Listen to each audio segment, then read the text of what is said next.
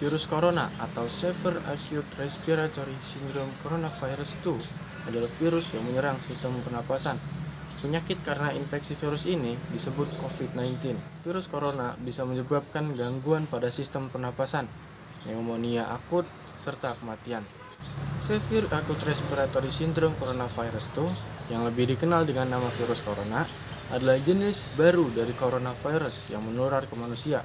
Virus ini bisa menyerang siapa saja, baik bayi, anak-anak, orang dewasa, lansia, ibu hamil, maupun ibu menyusui.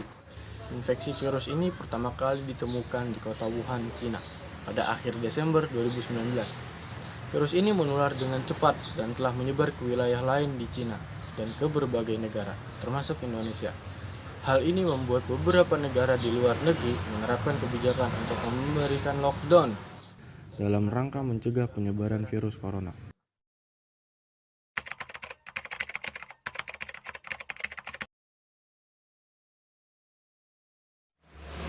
Dampak virus corona atau COVID-19 nampaknya berimbas pada semua sektor, terutama ekonomi. Bank Dunia memproyeksikan pertumbuhan ekonomi di Indonesia pada tahun ini akan tertekan di level 2,1%. Hal ini disebabkan oleh terus meluasnya persebaran COVID-19 baik di dalam negeri maupun luar negeri. Bank Indonesia pun telah merevisi proyeksi pertumbuhan ekonomi Republik Indonesia menjadi di bawah 5%, atau hanya sekitar 2,5% saja yang biasanya mampu tumbuh mencapai 5,2%. Pandemi COVID-19 akan berimplikasi buruk bagi perekonomian dunia dan Indonesia pada tahun ini, karena terjadi bersamaan dengan menurunnya harga komoditas dan gejolak pasar keuangan.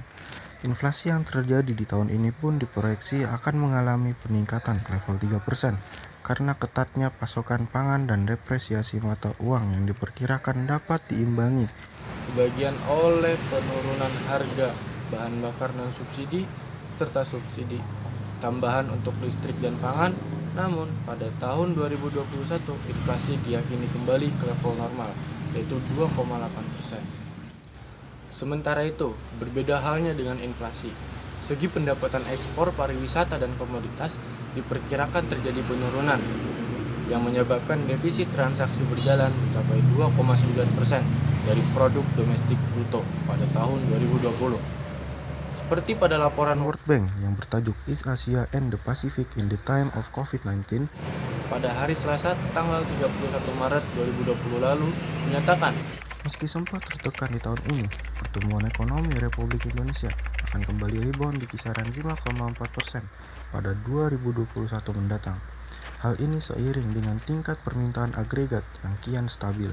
defisit transaksi berjalan atau current account deficit diproyeksi akan melebar dari 2,7% terhadap PDB menjadi 2,8% terhadap PDB, lantaran pendapatan dari pariwisata yang merosot tajam dan juga harga komoditas yang terus tertekan.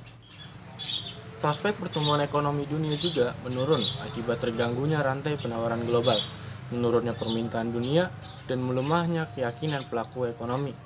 Data Februari 2020 menunjukkan berbagai indikator dini seperti keyakinan pelaku ekonomi, Purchasing Manager Index, serta konsumsi dan produksi listrik menurun tajam.